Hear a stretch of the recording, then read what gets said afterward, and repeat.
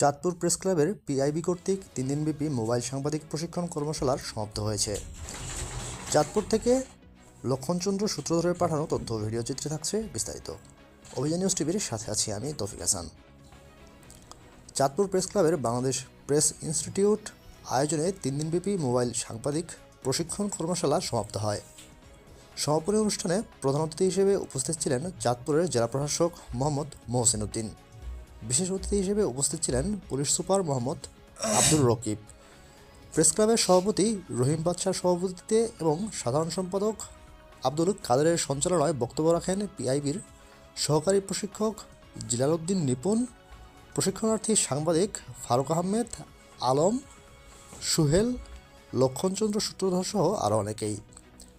বক্তারা বলেন, সাংবাদিকদের দক্ষতা বৃদ্ধির জন্য এই কর্মশালার আয়োজন করা হয়েছে। বর্তমান তথ্য প্রযুক্তির দিনে মোবাইলের মাধ্যমে কীভাবে সাংবাদিকতা করা যায় এ বিষয়ে প্রশিক্ষণ প্রদান করা হয়। আমাদেরকে আশ্বস্ত করেছেন যে যাতে করে আমাদের জেলা প্রশাসক পুলিশকর্মীদের মহোদয়কে সাধারণ সম্পাদক আহ্বান জানাচ্ছি।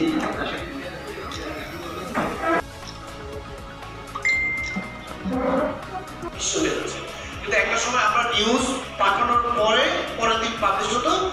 আধুনিক প্রযুক্তির আগ্রাসনই বলা যায় যে এটা যেমন একটা আশীর্বাদ তেমন একটা অভিশাপ।